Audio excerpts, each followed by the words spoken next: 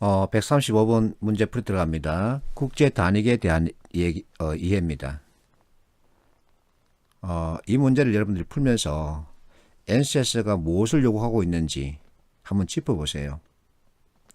자, 우리가 일상생활에서 10만을 표시할 때 가운데 쉼표를 찍어줍니다. 왜 10만 가운데 쉼표를 찍을까요?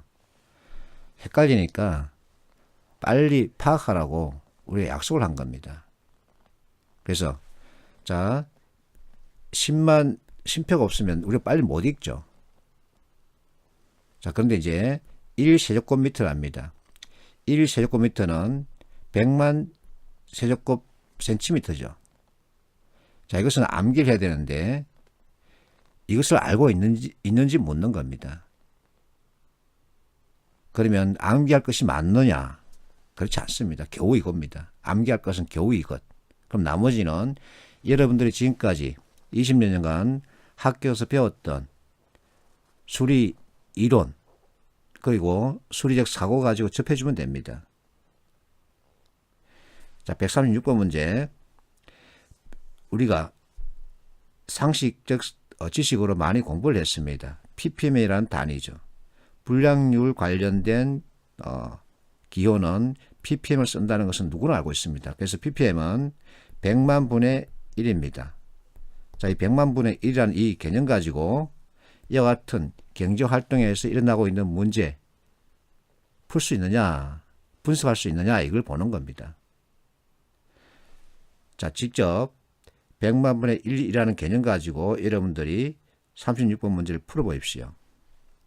자, 137번 문제는 삼성 갤럭시 7 폭발 사고 관련해서 또 앞에서 봤던 36번 문제와 유사한 내용이기에 내가 가져왔습니다. 자, 중간에 100만 대 중 겨우 24대랍니다. 그래서 100만 대분의 24대가 불량품이라는 거죠. 그 불량률은 여러분들이 소수점을 찍어야 되겠죠. 자, 여기서 3번이 답인데 10만 대 속에는 불량품이 없다는 뜻이네. 자, 이건 아니고 1에서 100만 대 가운데 어디에 있는지 모르지만 24대가 있다는 얘기입니다. 어디에 있는지는 모릅니다. 맨 처음에 나타날 수도 있고 100만 대 맨 마지막에 불량품이 있을 수도 있는 거죠. 그 사이 어딘가에 존재한다는 얘기지 10만 대라는 단위 안에는 없다는 얘기는 아닙니다. 그래서 이걸 갖다 개념적 사고라 그럽니다. 자, 138번 문제는 경제 이슈에 대한 얘기입니다. 그 새로운 기호가 단위가 만들어진 겁니다. BP라는 단위인데 베이시스 포인트라 그럽니다. 그래서 여기서 베이시스 포인트는 자 1BP는 1%를 100등분한 것이다. 그래서 BP는 퍼센트로 표현하면 0.01%가 되는 거죠. 100등분한 것이니까. 이것을 갖다 짚을 수 있는지 묻는 겁니다. 자, 신문기사에서 이게 많이 나오죠. 그래서 빨리 여러분들 체크해주고 고유 단위계 옛날에 5년, 10년 전에는 이 고유 단위계 가지고 문제를 출제하기도 했습니다. 상식 문제. 근데 최근에 와서는 이와 같은 문제가 출제되는 경향이 이제 줄어들고 있는데 나는 이와 같은 문제를 좀 내고 싶어요. 왜? 우리 고유 단위계는 우리 전통이기 때문에 최소한은 알고 있어야 한다는 측면에서 그렇게 생각합니다. 충분하게 설명이 되어 있으니까 여러분들이 한번 풀어보시고 140번 문제. 자, 평. 우리가 아파트 평수할 때 그 평에 대한 얘기입니다. 역시 상식적 지식이 필요한 거니까 여러분들이 직접 풀어보면 되겠죠. 최소 공배수, 최대 공약수. 자, 여러분들이 초등학교 때 공부한 건데 시간이 지나면은 누구나 다 까먹게 됩니다. 기억에서 이제 도망가죠. 이 숫자가 3개로 배열됐을 때 어디까지 치고 들어가는지, 2개로 있을 때 어디까지 치고 들어가는지 여러분들 기억을 되살리면 충분히 빨리 다시 이해할 수 있습니다. 최소 공배수 개념은 다른 것을 갖게 하다입니다. 최대 공약수의 개념은 무엇인가 있는데 무엇인가 이것을 일정한 크기를 갖다가 쪼갠다 이겁니다. 쪼개되 서로 다르게 쪼개지겠죠. 그래서 같은 것을 다르게 이렇게 보면 됩니다. 최소 공배수와 최대 공약수는 서로 반대되는 개념입니다. 그래서 대립관계죠. 자, 이와 같은 문제들 여러분들이 손으로 직접 풀어봐야 합니다. 그래야만이 시험장에서 당황하지 않고 풀 수 있겠죠. 자, 이 문제에서 학생이 또 질문을 올렸습니다. 2시 5분이라는 이 숫자를 갖다 파가지 못하고 자꾸만 질문을 하는 거예요. 2시 5분, 2시가 아니라 2시 5분이죠. 그래서 어떤 숫자가 나오면 꼭 표시를 하십시오. 그렇게 해서 관계를 보면 됩니다. 자, 147, 148 같은 얘기입니다. 149번 문제는 약수에 대한 이해입니다. 약수. 나눠서 떨어지게 하는 수. 자, 발문에서 정산하는 과정에서 예상 금액보다 3,300원이 더 나왔다. 그러면서 단가가 잘못 계산된 품목은 단가를 찾아가면은 자, 이 품목 가운데 단가 금액 가운데 3,300원 그 관계를 맺고 있는 것, 즉 나눠서 떨어지게 하는 것은 품목은 클립입니다. 계산하려고 하지 마세요. 자, 개념적 사고인데 약수에 대한 개념을 가지고 보는 겁니다. 그래서 약수란 개념을 연결하지 못하면은 결국은 계산하려고 덤비게 되어 있습니다. 개념적 사고. 회사에서 개념적 사고를 많이 요구하는데 개념적 사고가 없으면 복잡하게 무엇인가를 막 설명해야 됩니다. 근데 개념적 사고가 잘 이렇게 형성된 사람은 그 복잡한 내용을 딱 단 하나의 용어 또는 단어로 던지죠. 그러면 의사소통이 훨씬 수월해집니다. 그 얘기입니다. 150번 문제는 참 잘 만든 문제입니다. 자, 무엇인가 있습니다. 이걸 갖다가 나눠서 떨어지게끔 하는 겁니다. 성과급 얘기입니다. 그래서 전체 그가 얼마인지 모르지만 전체를 가지고 서로 이렇게 나눈다는 얘기입니다. 얼마로. 그래서 약수에 대한 개념이죠. 그럼 여기서 지금 3분의 1, 2분의 1, 3분의 1, 2분의 1이죠. 결국은 6분의 1이라는 것을 찾아낼 수 있어야 합니다. 자, 선택지에서 6으로 나눠서 떨어지게 하는 수를 찾으면 이렇게 3번을 제외한 나머지는 전부 다 6으로 나눠서 떨어지는 수입니다. 그러나서 이제 남은 금액을 보십시오. 다 더하면 160입니다. 자, 그래서 960을 가지고 960 가지고 6으로 나누는 거죠. 6일은 6, 36이죠. 그러면 60. 따라서 일치하죠. 몫이 일치합니다. 그래서 답은 4번. 개념적 사고입니다. 계산이 아닙니다. 151번 문제 역시 실수입니다. 152번 문제가 예시 문제인데 이 문제 재밌습니다. 자, 이항 대립 구조를 보세요. 서로 다른. 그럼 1번은 서로 다른 얘기가 없죠. 그래서 답은 1번. 그래서 2, 3, 4번은 공배수에 대한 얘기고 최소 공배수에 대한 얘기고 1번은 최대 공약수죠. 최대 공평하게 나누다. 최대 공약수. 그래서 답은 1번. 최소 공배수는 다른 것을 갖게 하다 이 뜻이고 최대 공약수는 무엇인가 일정 크게 있을 때 이것을 갖다 잘게 서로 쪼개는데 쪼개는 것은 방법은 각기 다르게 나타나겠죠. 그래서 같은 것을 다르게 이렇게 설명할 수 있습니다. 150번 문제 나는 잘 만들었다고 봐요.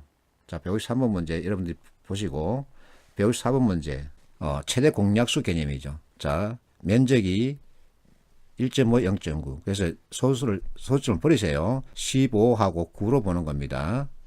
그 전체 면적 크기는 5, 45 그래서 135가 되는 거죠.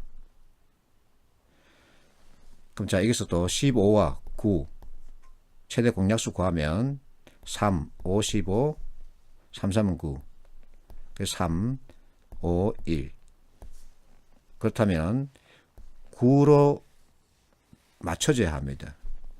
결국은 가로 세로 300 이게 D 데코타일이 정해지는 거죠. 그럼 여기서 이제 135에서 9로 나누면은 1, 5, 45 하기 때문에 15죠. 19,000원 곱하기 15 하면은 여러분 계산하십시오. 나오겠죠. 자, 방정식은 여러분들이 수리 문제뿐만 아니라 자료 해석에 문제를 푸는데 꼭 필요한 사고력입니다. 방정식, 수리 관계를 가지고 얘기하는 건데, 자, 방정식을 NCS 문제에서는 방정식을 외워서 풀 문제는 없습니다. 근데 이제 내가 스스로 방정식을 만들 수 있어야 합니다. 좀 차원이 다르죠. 그래서 결국은 사고력입니다. 방정식을 외워서 푼다는 얘기는 암기해서 문제를 푼다는 얘기고, 방정식을 만들어서 문제를 푼다는 얘기는 내가 그 내용 이해하고 구조화시켜서 관계를 만들어서 본다는 얘기입니다. 그래서 결국은 사고력이죠. 그래서 방정식 관련 뭔가 없을까 하고 내 찾다가 결국은 이것을 찾아냈습니다. 자, 마지막에 이들은 3요소 중에서도 생존 조건인 E가 P보다 5배 중요하다. 자, 여기서 E는 그러면 OP가 되는 거죠. 고차원 상태의 H는 H, P보다 3배 중요하다. 3P가 되는 거죠. 여기서 무엇을 기준으로 놓고 봤다는 얘기죠? P를 기준으로 놓고 봤다는 얘기입니다. 그러면 각각을 갖다가 전부 다 1로 동일하게 두는 겁니다. 그러면 이제 거꾸로 가야 되겠죠. 방정식에 대한 이해가 꼭 필요합니다. 근데 어떤 학생이 물어요. 쌤, 나 방정식 만들 줄 모르는데요. 그건 지금 답이 없다. 중학교 2학년 내려가야지. 어찌겠니? 맞습니다. 방정식에 대한 이해가 없으면 어쩔 수가 없습니다. 그것은. 그래서 여러분들이 직접 이 문제들을 다 풀어야 됩니다. 안 풀면은 쌤, 나 방정식 만들 줄 모르는데요. 같은 질문 계속 나오게 되어 있습니다. 그래서는 여러분들이 원하는 직장을 만들 수는 없습니다.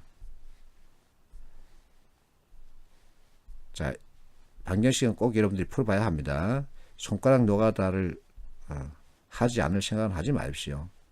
손가락 노가다를 꼭 해야만이 자료 해석도 쉽게 접근할 수 있는 겁니다.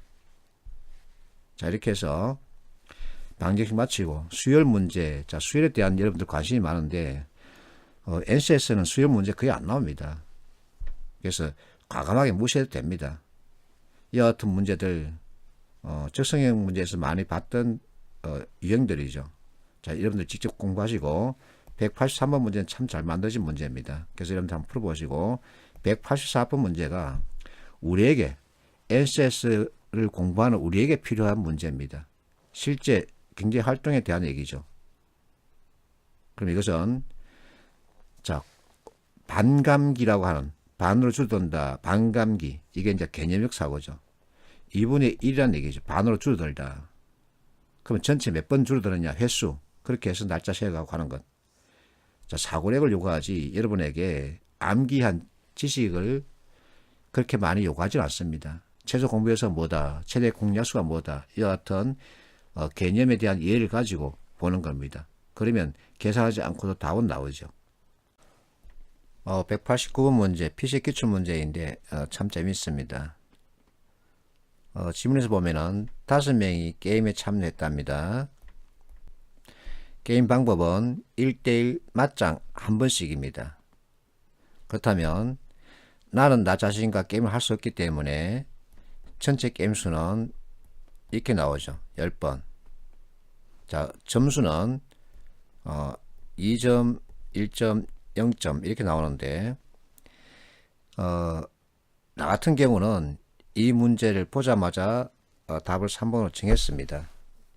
왜냐하면 자, 갑이란 친구가 일단은 을과 맞짱 뜨고 병 맞짱 뜨고 정 맞짱 뜨고 무 맞짱 뜰 때 자, 여기서 나타날 수 있는 경우의 수는 결국은 2, 1, 0이죠. 여기서도 마찬가지로 2, 1, 0이고 그래서 각각의 점수는 2, 1, 0 셋 중에 하나죠. 그런데 갑이 이겼답니다. 제일 1등입니다. 이와 같은 경우를 주고서 이제 풀으라는 건데 헷갈리게 만드는 거죠. 그래서 어쨌든 간에 성점 2점이 나타날 수 있는 전체 경우수는 4번이죠. 빅도 전체 4번이고 패도 전체 4번입니다. 더 이상의 경우수는 나타날 수 없는 거죠. 그렇다면 현재 묻기를 빅인 카드 게임의 총수는 당연히 4번이죠. 그러면 이제 이처럼 결론을 만들어 놓고 여러분들이 해설지에 따라서 실제 게임을 한번 해보십시오. 그러면 재밌습니다. 자, 다시 한 번 더요. 경우의 수는 여러분들이 자료 해석 문제를 풀 때 계산하지 않고 정말 들이대서 판단할 수 있는 아주 좋은 사고력입니다. 그렇게 경우수 가지고 풀면은 시간 엄청 줄일 수 있겠죠. 그리고 또 정답률도 높습니다. 자, 190번 문제는 실제 우리나라 그 K리그의 기사를 가지고 문제를 만들어 봤는데 이 기사에서 맞짱 뜨는 개념을 이해할 수 있습니다. 자, 1번 보세요. 팀별 전체 경기수를 놓고 보면 계산 방식은 n-1 곱하기 3 플러스 5가 되겠군. 자, 손흥민이 속해 있는 EPL에 참여하고 있는 전체 팀은 20개 팀이죠. 20개 팀이 각 팀이 한 시즌 동안 벌이는 게임 수는 38게임입니다. 왜 그럴까요? 토트넘과 경기를 할 수 없죠. 그겁니다. 전체 팀 수 -1. 나랑 계산할 맞짱을 뜰 수 없어. 이 얘기입니다. 그러면서 이제 EPL 같은 경우는 각 팀과 2번 맞짱을 뜹니다. 그래서 전체 게임 수는 38번이 나오는 거죠. 이 얘기가 그겁니다. 그래서 우리나라는 2번 맞짱을 뜨는 게 아니라 우리나라는 3번 맞짱을 뜨고 이제 스플릿 나눠서 스플릿 내에서 이제 맞짱을 한 번씩 뜬다는 얘기입니다. 맞짱을.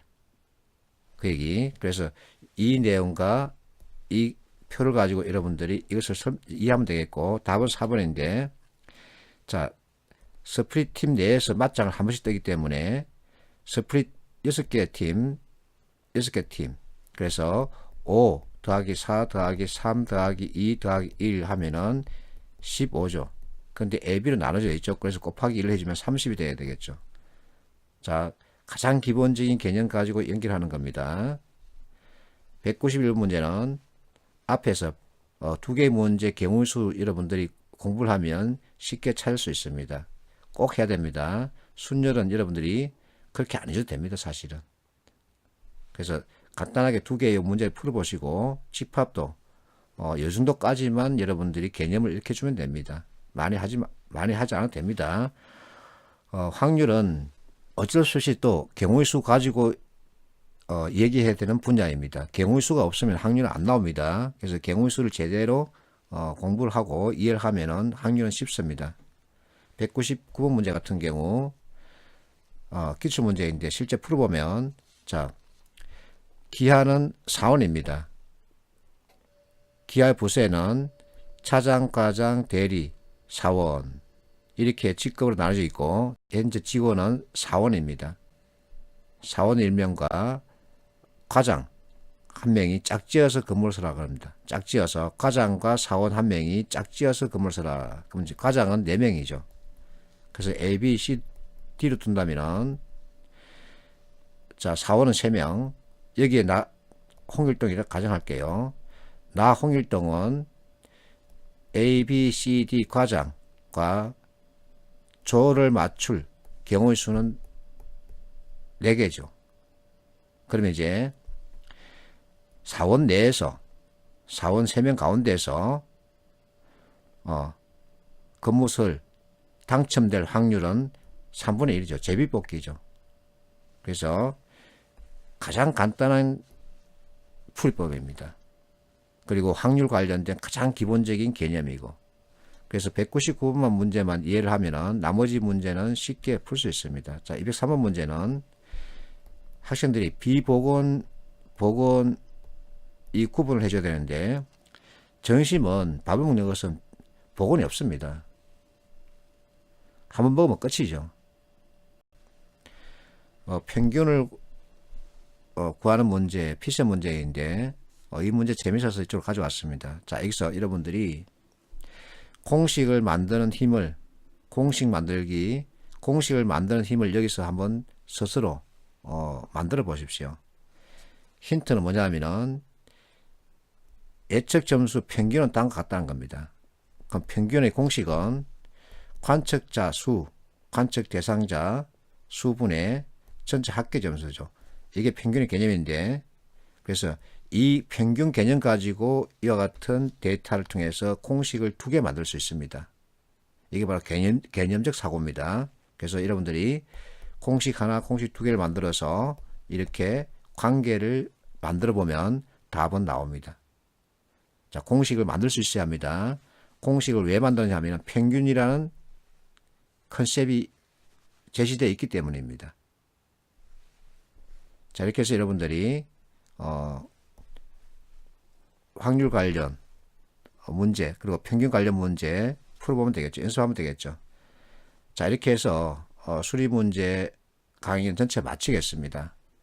자, 내가 약식으로 자꾸 설명하고 있는데 왜냐하면은 수리 문제는 여러분들이 손가락 노가다를 하지 않고 무엇인가 좋은 결과를 기대한다면 그건 요행입니다. 사실 그렇잖아요. 어쨌든 손가락 노가다를 하십시오. 그래야만이 여러분들이 원하는 점수를 받을 수 있습니다. 수고하셨습니다. 감사합니다.